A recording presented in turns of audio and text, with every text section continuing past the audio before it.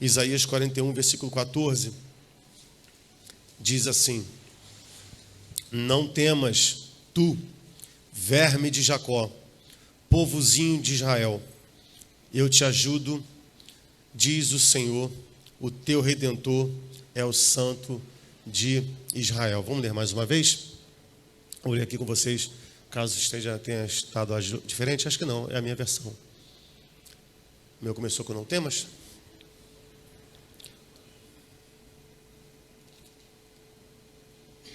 Isso. Vamos lá? 1, 2, 3.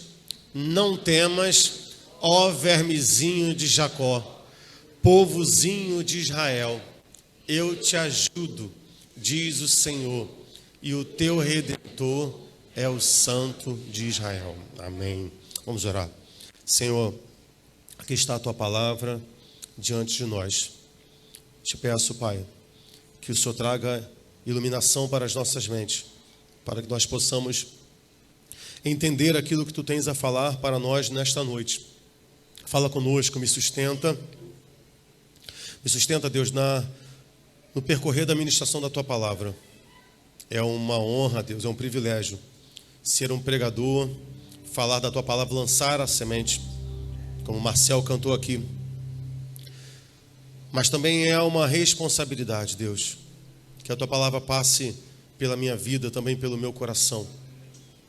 Tua palavra é capaz de penetrar o mais profundo do coração do homem, na divisa entre a alma e o espírito, dentro do nosso coração. E é lá, Deus, que eu te peço que o Senhor promova a mudança necessária, a conversão. Não na nossa aparência, Deus. Não naquilo que nós podemos mostrar às pessoas. Não. Tu falaste, Senhor, ao teu profeta: o homem vê o exterior, eu vejo o coração. E é esse coração, Deus, que nós colocamos diante de ti. É esse coração que nós entregamos agora em tuas mãos, para tu fazer, Senhor, aquilo que bem lhe aprouver. E, Senhor, se esse coração estiver endurecido, estiver enrijecido, cremos, Senhor, que tu és, Senhor, um oleiro perfeito. Então eu te peço, Pai, desde o mais velho ao mais novo, homem e mulher, desde os visitantes aos membros desta igreja, ao mais novo na fé, ao mais antigo na fé aqui, eu te peço, Pai, se for necessário, quebra a nossa vida, Deus. Quebra o nosso interior, Senhor, e nos refaça, Pai, e nos restaure, Deus. Eu te peço, Senhor amado, tu és o meu Deus, eu te amo, Jesus. Meu coração te pertence, Deus. Eu estaria perdido sem a tua presença na minha vida. Obrigado, Senhor, por tudo que o Senhor tem realizado aqui no nosso meio, em nome de Jesus. Amém e amém. Você pode sentar.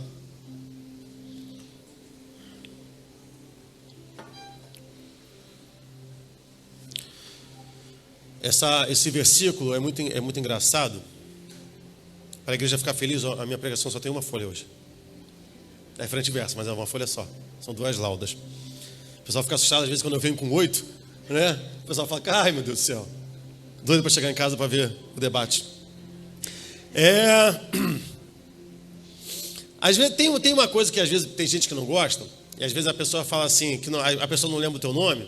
Geralmente faz isso com mulher, né? Por causa da questão do feminino. E fala assim: ô coisinha. Tem gente que detesta isso, né? Que não lembra o teu nome. E fala assim: ô coisinha. Tu se sente muito inferiorizado, né? Eu falei: tu fala, coisinha não. Coisinha não, tem o nome. Eu tenho nome. Bem, eu acho que Deus se refere ao povo, a Israel, né? A descendência de Jacó, que teve o nome mudado para Israel, é de povozinho. Povozinho. Você é o povozinho de Israel. Já seria uma diminuição ser chamado de povozinho ou povinho, né? Mas não satisfeito com isso, Deus chama ele de verme. Isso é incrível. Então, em algumas versões vai dizer que não é verme, vai dizer que é bichinho, mas é uma constatação de um sentimento de alguém que recebe um desprezo, uma nomenclatura de diminuição mesmo, de forma pejorativa, tá? Mas a verdade é que o Senhor e o povo de Israel eles identificam o povo de Israel a isso mesmo, a um povinho, a um verme. Você fala assim, Sandro, mas nossa, que ofensivo da parte de Deus. Muito ofensivo pela parte de Deus. Aqui Deus, é óbvio que a gente já sabe que Deus está trabalhando aqui a questão da humildade. E Deus já entra meio de uma forma bem violenta com Israel, mas isso não é característica particular do cristianismo e do judaísmo. Essa tendência a diminuir o homem. Isso é uma tendência da cultura oriental. Qual é a grande dificuldade da gente? Que nós não somos orientais. O ocidental não, o ocidental se bota muito, ele é o centro, né?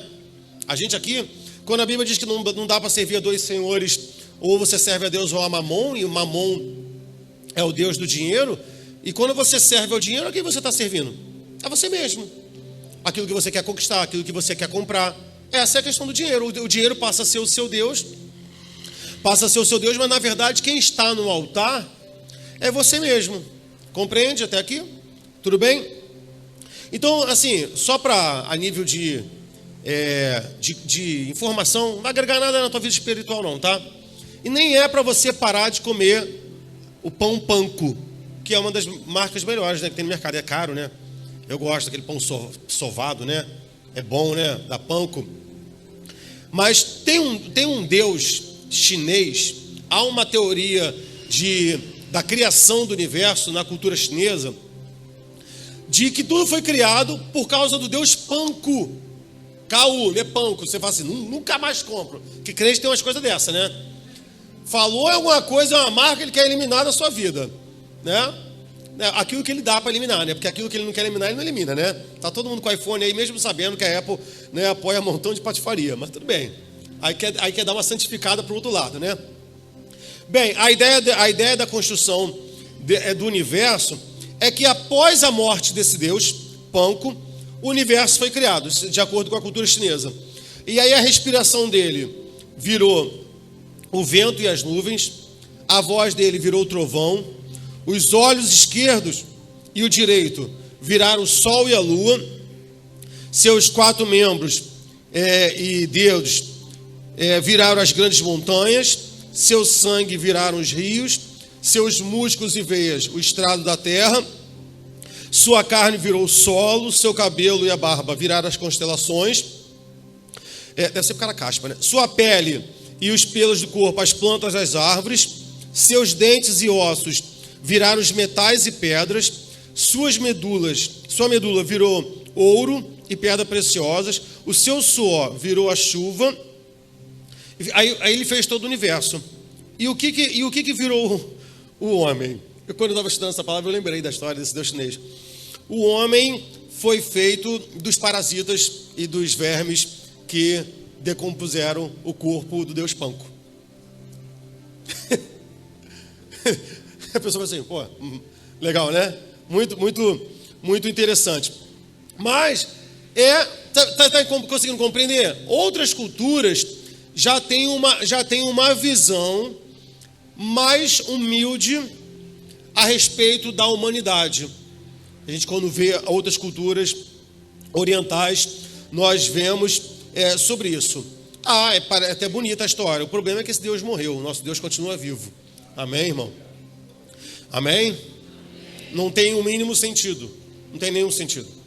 Ele morre e do nada as coisas começam a virar. Deus ordenou por tudo pela sua palavra. Então, queridos, em Salmos 22, versículo do 1 a 8, eu quero ler com você, vai dizer assim: Deus meu, por que me desamparaste? Por que te alongas do meu auxílio e das palavras do meu bramido? Deus meu, eu clamo de dia e tu não me ouves, de noite eu não tenho sossego, porém tu és santo, tu que habitas entre os louvores de Israel. Em ti confiaram os nossos pais, confiaram e tu o livraste. A ti clamaram e escaparam, em ti confiaram e não foram confundidos. Tem alguma dificuldade de compreender que esse é um salmo messiânico? Não, é totalmente messiânico. Apesar do salmista estar escrevendo aqui centenas de anos antes de Jesus Cristo, ele se refere a Jesus Cristo. O início do salmo diz assim: Deus meu, por que me desamparaste? Fazendo alusão à palavra de Cristo que seria proferida ali naquele Calvário. E ele vai dizer: a ti clamaram e escaparam, em ti confiaram e não foram confundidos. Mas eu sou verme e não homem, sou opróbrio dos homens e desprezado do povo. Todos os que me veem zombam de mim, estendem os lábios e meneiam a cabeça, dizendo: confiou no Senhor, que o livre. Livre-o, pois nele tem prazer.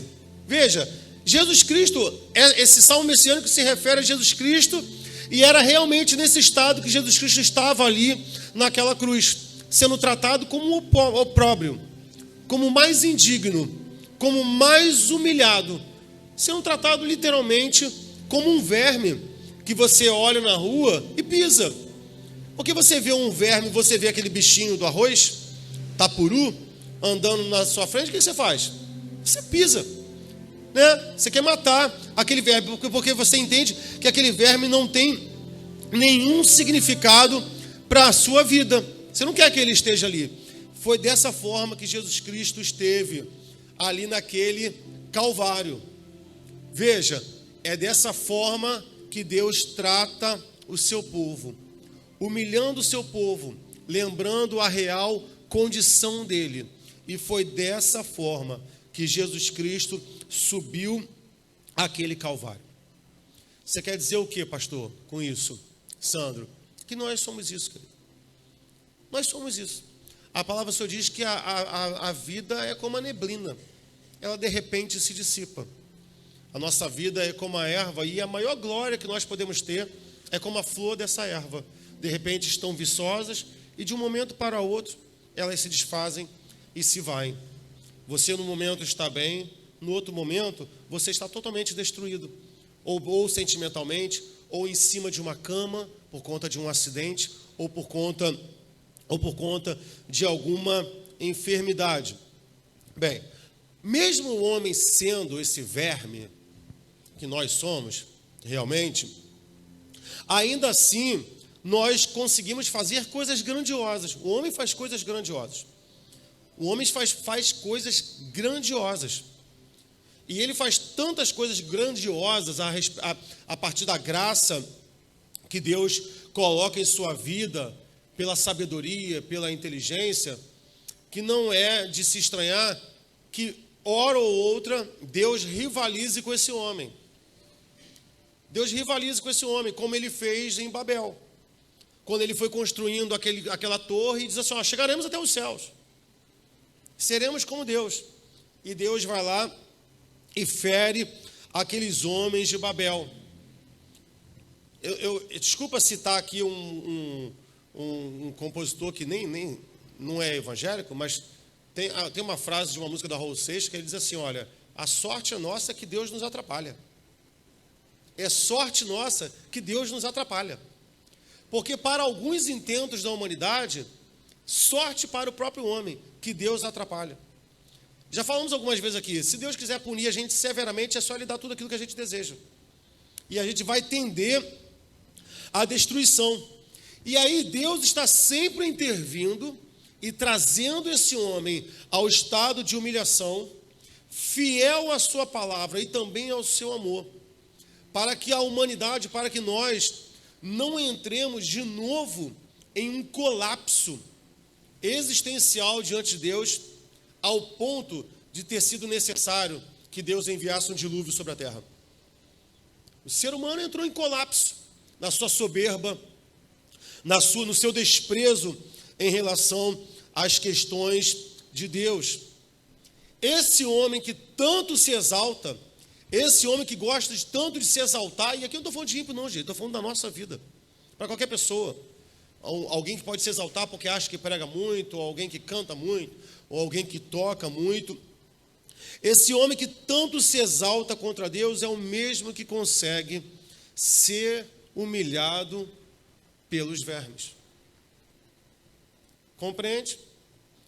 Atos 12, 21, 23, vai falar a história de Herodes primeiro, que ele vai dizer que ele vestiu umas roupas reais. Quando você lê alguns comentários daquele historiador judeu, Flávio Josefo, ele vai dizer que a roupa dele tinha algumas peças metalizadas, e quando ele se levantou para falar para o povo, o sol batia na roupa dele e refletia aquela luz. E ele era um bom orador, e as pessoas começaram a venerar Herodes, dizendo que ele era um deus. Veja, falei isso para a classe do batismo hoje, que às vezes tem essa coisa na igreja católica, não, a gente não adora, a gente não comete latria, é idolia, mas muito difícil você não fazer uma coisa que não esbarre na outra. Muito difícil. O clamor para a gente é que a gente sempre se humilhe diante de Deus, que nós não aceitemos louvor dos homens. A Bíblia diz que o homem não deve a si mesmo se recomendar. O homem não deve aceitar lisonjas. A gente fala, eu fico lisonjeado. Fica não, porque Jó, ele fala assim, eu não aceito lisonjas, porque de certo Deus me mataria. Porque a lisonja é um sentimento de arrogância e soberba por um louvor que você recebe de uma outra pessoa e que ao mesmo tempo você reconhece que aquele louvor é devido para você mesmo. Não, eu mereço esse elogio. Lisonja. Quando você recebe um elogio e você fica constrangido, aí você fica assim, eu fico lisonjeado, pecado. Por quê? Porque o que você deveria ter feito era ter rendido a glória a Deus. Você recebe um elogio, você deveria ter falado, não, glória a Deus. Fiz porque Deus me ajudou. Quando você se constrange por causa do elogio, você tomou aquele elogio para você. Você ficou feliz, você ficou ruborizado, você ficou lisonjeado. Você não arremeteu essa glória ao Pai das luzes que te sustentou, que te deu condição. A lisonja é pecado. A gente pregou aqui, acho que foram 4 quartas-feiras, só sobre lisonja, de como a lisonja é danosa para a vida do homem, inclusive, ainda mais para a vida do cristão, pelo fato dela ser pecado. Então, a soberba, ela faz com que esse homem, cada vez mais, se esteja diante de Deus e ele se ache merecedor de alguma coisa. A gente fala aqui, deixa eu citar uma conversa que eu tive ontem com o Antônio. Cadê o Antônio? Está ali. Eu falei assim para ele.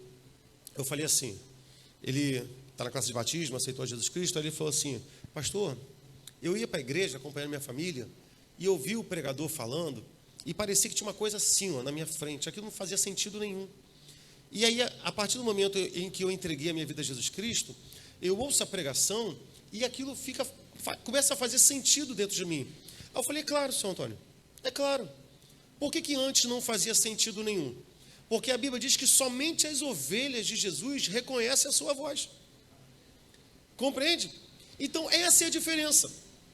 Para quem está aqui e que não é ovelha de Jesus Cristo, vai sair daqui com a impressão do seguinte, e que acontece muito. Nossa, como esse pastor é carismático.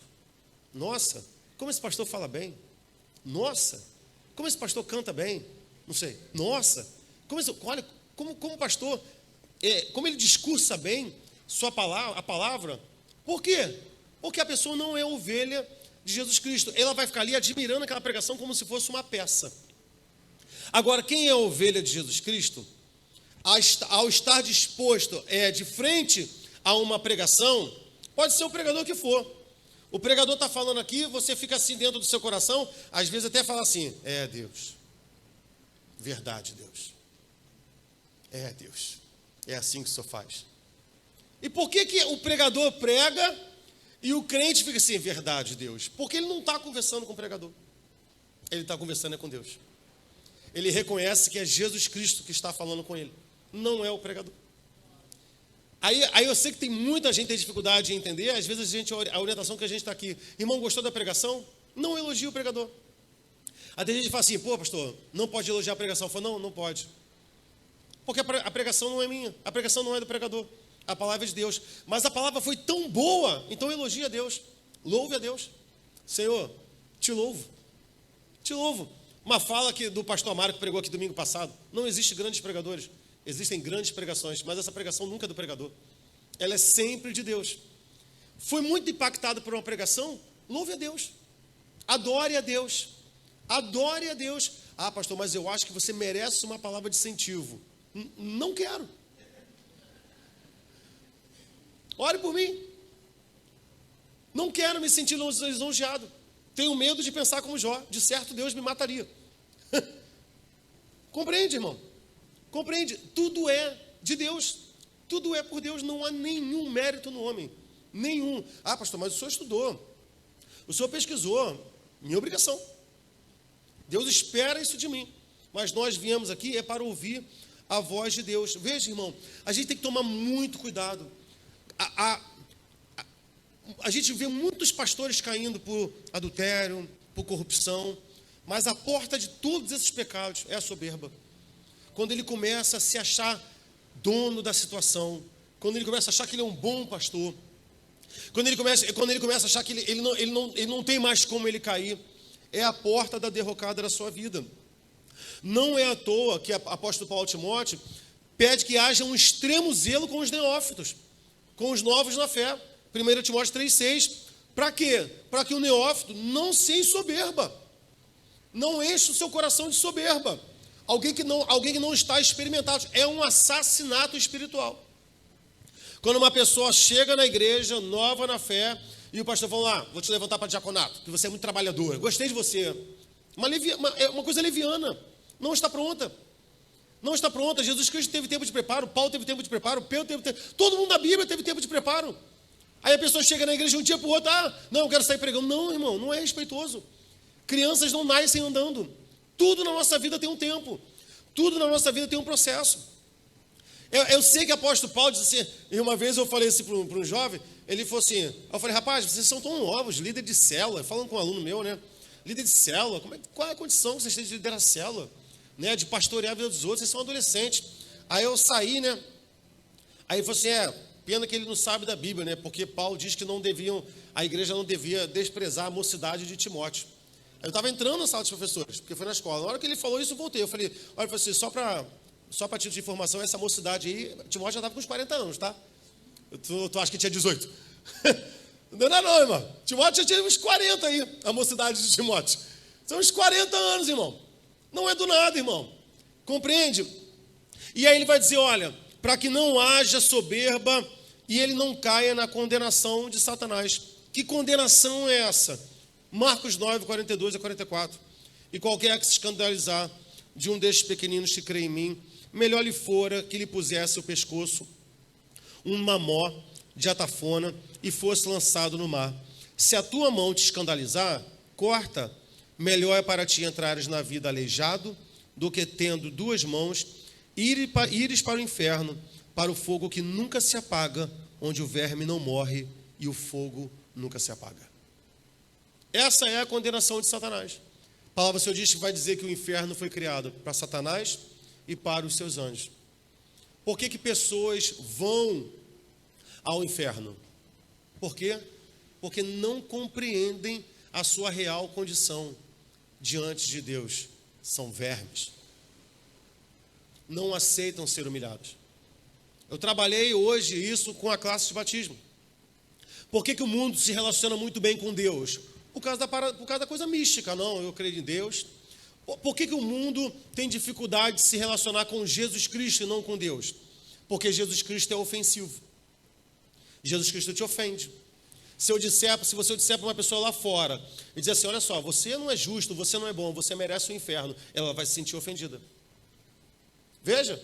Então, para eles é muito bom Jesus Cristo que cura, para eles é muito bom Jesus Cristo que restaura a família, para eles é muito bom Jesus Cristo que abre a porta de emprego, mas ele não aceita o Jesus Cristo que salva. Porque para eu ser salvo, eu preciso reconhecer que eu estou perdido. Essa é a grande dificuldade do mundo. É olhar para Jesus e dizer, Jesus, eu sou um verme. A minha consistência é vil. Eu sou um homem mau. A minha justiça não se compara à sua. A Bíblia diz que não passa de trapos de imundícia. Você sabe o que significa isso? Era um absorvente usado, antigamente feito com um pano. É isso que nós somos diante de Deus. Trabalhamos na casa de batismo hoje. Muitas pessoas podem não concordar comigo. Não, mas eu sou um bom funcionário, eu sou um bom cidadão, eu sou um bom pai, eu sou um bom empregado, eu sou um bom patrão. Você pode ser bom nisso tudo, querido. Pode ser bom nisso tudo. Você pode ser um bom pastor. Você pode ser um bom ministro de louvor. Você pode ser um bom diácono. Eu consigo fazer todo esse aspecto exterior de forma artificial. O que eu vou estar sendo? Religioso, hipócrita, que é o fariseu. Eu consigo produzir isso. Só que Deus, Ele não quer inicialmente as minhas ações. Ele não me pede que, olha, venha, se santifique, venha, ore, venha, faça jejum. Venha. Não, não é isso. Esse não é o convite. Qual é o convite de Deus? Filho, dá-me o teu coração. Desse coração onde procedem os adultérios, os maus desígnios, os homicídios. Deus quer da nossa vida o lugar onde nós guardamos todos os nossos maus desígnios, que nós conseguimos esconder do mundo inteiro, talvez por toda uma vida. Como eu falei hoje de manhã, quantas mulheres descobrem que os seus maridos eram bígamos só quando ele morreu? Ele levou a vida inteira. Só que é lá nesse coração que Deus quer. É esse coração. E aí, querido, eu e você e eu sabemos o quão pecaminoso é o nosso coração. O quanto de ódio que a gente guarda, o quanto de indiferença, o quanto de inveja a gente sente, o quanto de ódio, o quanto de ira, o quanto de desprezo, o quanto de assassinato. Quantas pessoas que nós simplesmente deletamos na nossa vida e odiamos, somos assassinos. Que isso, pastor? Não, fulano morreu para mim. Quem matou? Foi tu, pô. Tu matou. Você foi o assassino, você foi o coveiro, você é o caixão, você é a cova. Não é à toa que a Bíblia diz que eram belos por fora, mas eram como sepulcros caiados. Porque dentro do seu interior só havia morte. Lindos por fora, mas o que há no seu interior? Vermes. Vermes. Vermes que estão corroendo este homem por dentro. Mas ele acha que não precisa de Deus. E aí eu tenho uma notícia para você e para mim. Todos pecaram. Todos pecaram. E destituídos foram da glória de Deus. Se você não aceita essa palavra de Cristo, você não pode aceitar o próprio Deus. Porque Jesus Cristo é a imagem invisível do Deus invisível. É o próprio Jesus Cristo que diz que ninguém vem ao Pai a não ser por mim. O mundo quer se relacionar com Deus, mas não quer se relacionar com Jesus Cristo, porque Jesus Cristo os ofende. Como um dia Jesus Cristo me ofendeu. Como um dia Jesus Cristo te ofendeu. Veja, há uma ofensa, há uma repreensão, há uma exortação. Agora, alguns derramarão os seus corações, quebrantarão as suas vidas e dizem assim: Senhor, eu sou isso mesmo. Outros farão como Faraó, terão seus corações mais endurecidos ainda e sairão daqui. Um absurdo isso que o pastor falou, repetindo a palavra de uma irmã conhecida minha, de alguns aqui. O mesmo sol que amolece o concreto, amolece o asfalto, é o que endurece o concreto. Para alguns a palavra vai produzir vida, para outros só morte. Talvez sejam porque sejam predestinados ao inferno mesmo, mas isso aí é uma outra discussão. Isso aí a gente resolve na EBD. Compreende? Por que Cristo morreu? Porque ofendeu a muita gente. Quando uma pessoa diz para mim: olha, você não é bom, você merece o inferno, isso é ofensivo, mas é ofensivo mesmo. É tão ofensivo quando Deus virá para o seu próprio povo e dizer: ô povozinho, tu é um verme. Ô Israel, descendência de Jacó, vocês são vermes. Vocês são um povozinho. Esses seres humanos que nós somos, com tantos poderes, vai terminar a sua vida como? Sendo digeridos por vermes. Terminar não, já estamos sendo digeridos agora. Ou tu acha que esse cravo na tua cara aí, desculpa, é o quê?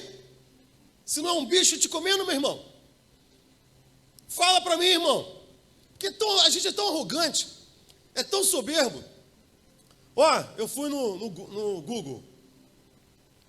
Nosso corpo, eu só estou falando, tá? conversei com um colega lá na escola acho que de física e biologia. Aí eu pedi ele, aí falei com ele, falei, cara, aquele negócio que você falou. Aí ele, foi aquilo, eu fui no Google e pesquisei. Aí achei alguns sites com os mesmos dados. Nosso corpo tem mais ou menos 100 trilhões de células. 100 trilhões. Somente 10 trilhões são nossos. Aí eu vi algumas matérias, alguns textos, que dizem assim, 10% humano, é o que a gente é. 90 trilhões das células que tem no nosso corpo, 10 trilhões somos nós. 90 trilhões são micro-organismos, bactérias, fungos, vírus e outras coisas vivas que são dentro de nós. 90 trilhões. O que a gente é, irmão? Verme. Eu falo para os meus alunos, que eu sou professor de educação física, eu falei, não, você precisa tomar banho. Você precisa tomar banho. Porque às vezes tem uns que eles chegam até engana. Mas, meu irmão, depois que corre, filho, ainda mais adolescente, tu não tem noção, meu irmão. Sobe um negócio sinistro. Sinistro. Eu falei, você tem que esfregar. Aí eu falei, aprenda uma coisa. O ser humano fede. O ser humano é uma máquina de fedor. É uma máquina de fedor. Tudo em nós fede. Teu xixi fede. Tuas fezes fedem. Teu hálito fede. Tua lágrima fede. Teu hálito fede. A gente descobriu isso, gente, com a máscara. Nosso espirro fede. Quem não espirrou atrás da máscara? Coisa fedida. Nossa remela fede. Nosso suor fede. Tudo em nós fede, irmão. Aí eu tenho sempre para não você, mas eu sou cheirosa. Eu falei, mas eu te garanto que esse cheiro não é seu. É do desodorante ou do perfume. Porque se for do que você produz, tu fede. E eu vou te falar mais ainda. Eu falo assim, eu vou fazer esse teste com a igreja. Quem aqui tem cachorro? Levanta a mão. Quem aqui leva o cachorro para tomar banho no pet shop? Levanta a mão. Meu Deus, quase ninguém. É tudo a mangueira, né? Tá certo, é caro. Mas quem leva no pet shop, mais ou menos, qual é a frequência? De quanto em quanto tempo? Umas 2 semanas, uma semana. Sim, uma vez por mês. Sei lá. Mas é mais ou menos isso aí. Experimenta, irmão. Tu toma banho de 15 em 15 dias. Tu fede mais do que teu cachorro, meu irmão. Me desculpa se eu estou te ofendendo. Mas essa é a verdade, filho. Experimenta você. Ficar com aquele cheiro de virilha, já começa a subir por dentro da tua blusa e chega no teu nariz. Coisa horrível. Horrível. Isso é o que nós somos, irmão. Isso é o que nós somos. Uma máquina de fedor. E me fala um bicho que adora fedor, carne fedida. Verme. Você acha realmente que Deus exagerou? Quando virou para o seu povo, falou assim, ô verme, ô vermezinho, povinho, povozinho de Jacó. Bem, isso é o que a gente é. Já está bom, acho que você já conseguiu entender. Vou parar por aqui antes que você saia rastejando da igreja. Igual um tapuru. Mas ainda assim, irmão, eu não estou trazendo essa palavra para te massacrar, para te humilhar. E você fala assim, meu Deus, pastor do demônio. Eu entrei ali para ouvir uma palavra de vida. E ele ficou verme, verme, verme, tão verme, o tempo todo. Querido, mesmo com toda essa capacidade que a gente tem de fazer e de realizar, a verdade é que muitas vezes a gente se sente assim, inferiorizado, sim ou não? Como um verme mesmo. Quando as pessoas nos humilham, quando as dificuldades se levantam na nossa vida, ou quando o desemprego bate na nossa porta. Eu vou fazer isso aqui principalmente para o homem, que às vezes é o provedor do lar, e às vezes ele se vê numa situação em que a renda da mulher está sendo maior do que a dele, já se sente humilhado, já começa a se sentir frustrado, diminuído, sabe? Ou uma mulher que talvez não tenha a estética, o cabelo que ela queria ter, ou fazer a maquiagem que ela gostaria, ou jovem que não gosta. Às vezes a gente se sente tão diminuído, tão inferiorizado, realmente como um verme. Só que o texto não diz apenas isso. O texto, ele vai dizer, Isaías 41:14, não temas, verme de Jacó, povozinho de Israel, eu te ajudo. Olha que maravilhoso. Para os momentos em que a gente se sente impotente, em que a gente se sente sem força. Sabe aquele ditado? Eu sou as fezes do cavalo bandido. Quando aquele síndrome de Deus bate na nossa mente, eu sou menor da casa do meu pai, e a casa do meu pai é menor do bairro, e meu bairro é o menor da cidade, e minha cidade é menor do estado, e meu estado é menor do Brasil, eu sou inferiorizado. Para esses momentos em que você se sente pequeno, Deus fala para você, realmente tu é pequeno. Realmente você é pequeno. Só que Ele vai dizer para nós, não temas, eu te ajudo.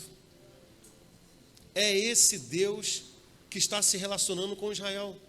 Ele está dizendo, povinho, povozinho, verme de Jacó, não temas, eu te ajudo.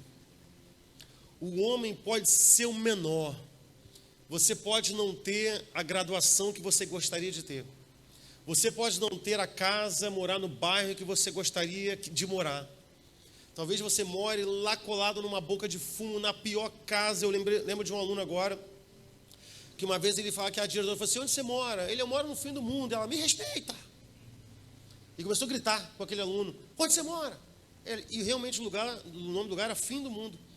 Sabe, porque é o fim da favela ali de Acari, da favela do Amarelinho. E você vê aquela coisa pobre na favela, pelo que você vê, quando você entra... E quanto mais para dentro, as casas começam a piorar. Aí elas já começam a ser de madeira, já começam a ser de papelão, já começam a não ter chão, já começam a ter estacas fincadas no chão, você já começa a ver esgoto correndo na casa. Sabe, está ali totalmente na periferia, alheio à sociedade, sem nenhuma oportunidade, com uma sentença de fracasso. Diz assim, como é uma pessoa nascida nessas condições vai conquistar o quê? Não é nada, a vida trata como nada, a sociedade despreza. Mas Deus fala assim, o povozinho, o coisinha, não temas, eu te ajudo, eu te ajudo.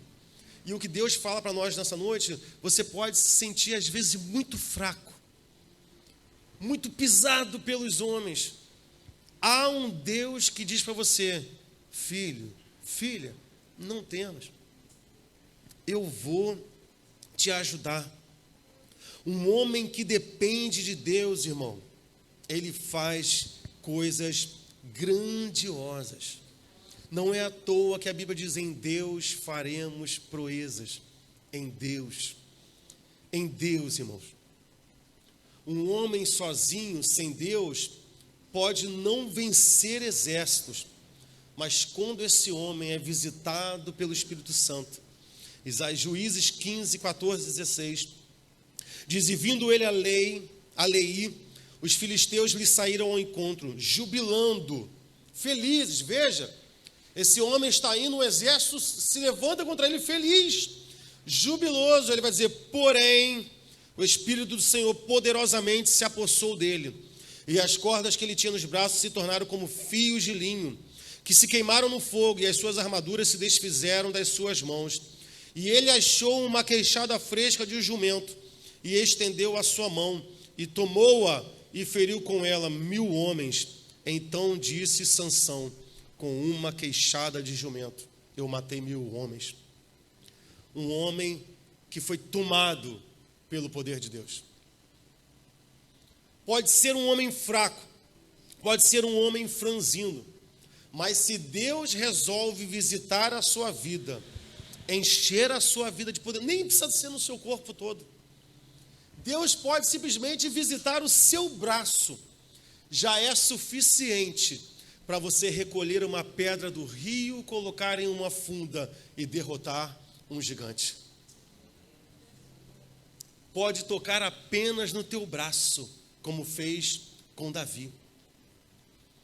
Quando Deus opera na nossa vida, coisas grandiosas podem acontecer, queridos. Não há medo em um homem e em uma mulher que teme ao Senhor. Não há medo, porque é muito amor.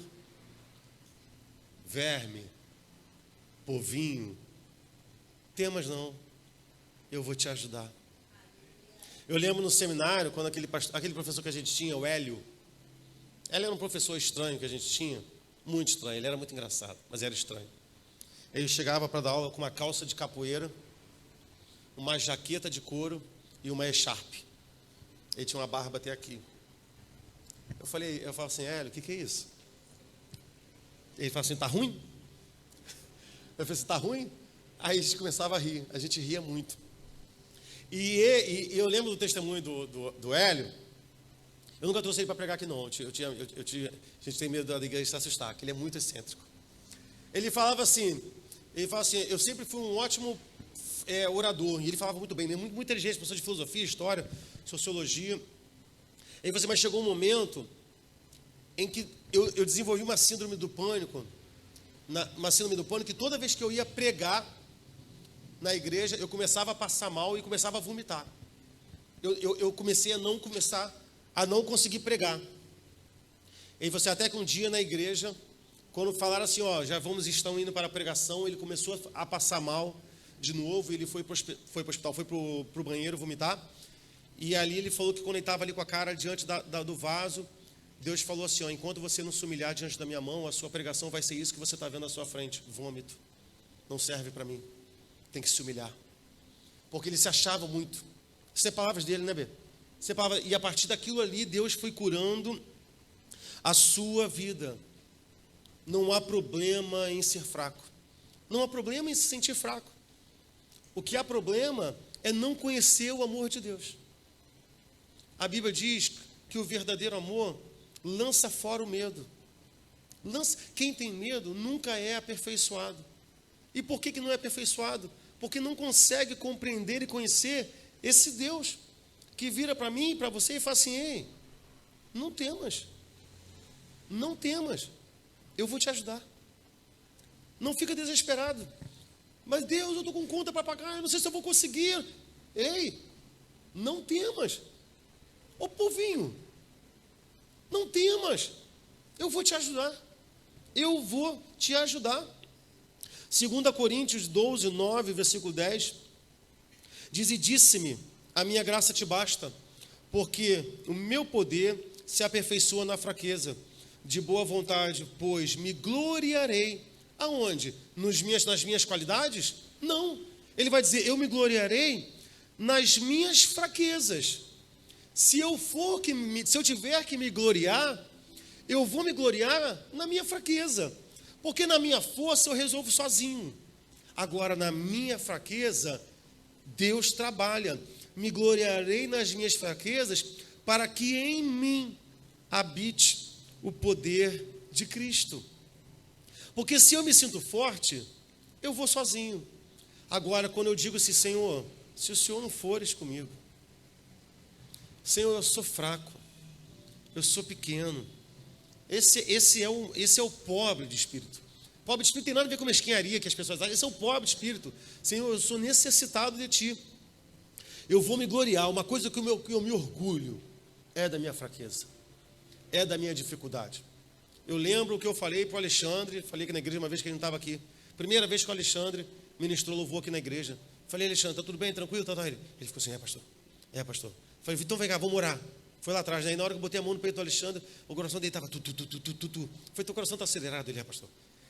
Eu falei, não há problema, Alexandre. O problema é quando o nosso coração para de acelerar.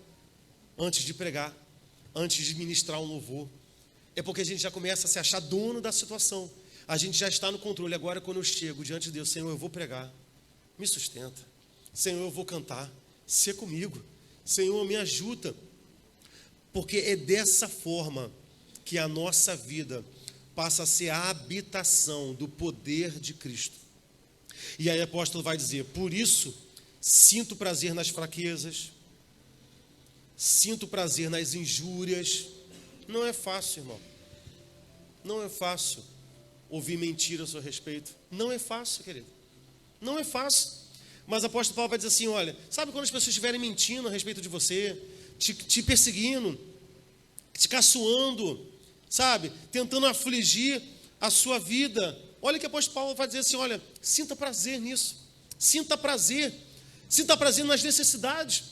Sinta prazer nas perseguições, sinta prazer nas angústias, por amor de Cristo, porque é quando eu estou fraco que Deus me faz forte, porque é quando eu estou fraco que Deus me fortalece, porque é quando eu sinto a realidade da minha fraqueza que Deus faz habitar em mim o poder de Cristo.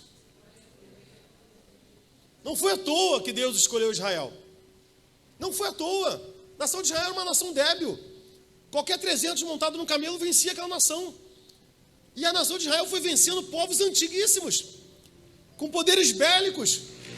Iam para batalhas e saíam vencedores. De outras batalhas nem lutavam. Porque todas as vezes que eles se humilhavam diante de Deus, o poder de Deus habitava no meio deles. Não foi à toa que quando a arca é tomada do meio do povo, aquela mulher começa a sentir dores de parto e lamenta quando ela vai dizer: foi-se a glória de Deus no meio de Israel. Foi-se a glória de Deus no meio de Israel. Que Deus nos livre, meu irmão, de vivermos um momento em nossa igreja em que nós não percebamos mais a glória dele no nosso meio. Porque no momento em que a glória dele sair do nosso meio, nós poderemos até ser uma igreja grande, numerosa, com mídia, com dinheiro, mas diante de Deus seremos sempre um verme. Sempre seremos um povozinho. Podemos ter rádio, televisão, muito dinheiro, mas se a glória de Deus não estiver no nosso meio, a gente vai fraquejar. Queridos, nesse momento de igreja, período de igreja, eu sei que muitas pessoas ficam aflitas e se queixam, às vezes. Quais são as queixas? Eu não tenho força para orar, pastor. Pastor, eu não tenho força para ler a Bíblia. Pastor, eu não tenho força para caminhar. Pastor, eu queria... Muita gente fica se lamentando: eu queria tanto pregar como esse pastor. Não, estou falando de mim, não. Eu queria tanto pregar como sei lá... Qual é o nome desse pastor aqui? Ai, meu Deus. Como Jimmy Swaggart, aqueles grandes evangelistas, né? Eu sei que caiu por adultério, mas Deus reergueu de novo. Como Jimmy Swaggart. Eu queria ser tanto como um Billy Graham. E as pessoas ficam se lamentando as suas debilidades e as suas fraquezas. Mas, querido, você nunca vai orar como Daniel. Nunca vai fazer sinais e prodígios como os apóstolos e como os profetas. Você nunca vai pregar como Apolo, ou como Pedro, ou como um pastor que você tanto admira, se você não começar. Porque a palavra de Deus não foi assim: não temas, fica tranquilo, eu vou fazer por você. Não é isso que Deus fala. Ele vai dizer: verme de Jacó, povozinho, não temas, eu te ajudo. Ele te ajuda. Você precisa querer. Você precisa querer orar. Você precisa começar a orar. Você quer ser um grande pregador, então você precisa começar a pregar. Pastor, mas eu sou muito fraco. Você precisa começar. Não temas. Deus vai te ajudar. Pastor, eu queria ter muito uma vida de oração, orar igual o Daniel, 3 vezes por dia. Então comece a orar. Pastor, eu não consigo orar 10 minutos. Ore 1 minuto. Comece, irmão. Comece, minha irmã. Deus vai te ajudar. Ele vai te ajudar. Há algo que a gente precisa fazer. Vinde a mim, todos que estão fracos e oprimidos, e eu vos aliviarei. Eu sei que você está fraco. Eu sei que você está oprimido, mas venha até mim. É isso que Jesus Cristo fala: venha até mim. Deus irá te ajudar. Ele não vai fazer aquilo que você precisa fazer. Se você quer ser um grande pregador, comece a pregar. Se você quer caminhar com o Senhor, comece a andar. Se você quer ter uma vida, ser uma pessoa poderosa em oração, comece a orar. Se você não consegue desenvolver uma vida de leitura bíblica, comece a ler. Leia um versículo por dia. Leia meio versículo por dia. Abra a Bíblia. Senhor, abri. Me ajuda. Deus vai te ajudar. Ele vai te ajudar. Mas você precisa se lançar. Você precisa reconhecer o que você é diante de Deus. Sou fraco, sou pequeno, sou pobre, sou um povozinho, sou um vermezinho, tenho muitas fraquezas. Mas em mim, Cristo pode fazer habitar o seu poder. E em Deus nós faremos proezas, queridos. Em Deus nós faremos proezas. E aí as pessoas olharão para você e falam assim: meu Deus, como é abençoado, como conseguiu. Por quê? Porque em você e na sua vida habitou o poder de Deus. Veja como é que é assim. Eu não estou dizendo aqui que você é especial. Eu não estou dizendo aqui que você é o melhor. Eu não estou dizendo aqui que Deus te olha como fofo. Não, a gente é verme. A gente é pó. A gente é como uma erva que murcha. A gente é como um vapor que se vai. A gente é fraco. Nós somos débeis. Mas se eu me quebranto diante do Senhor, Ele não me despreza.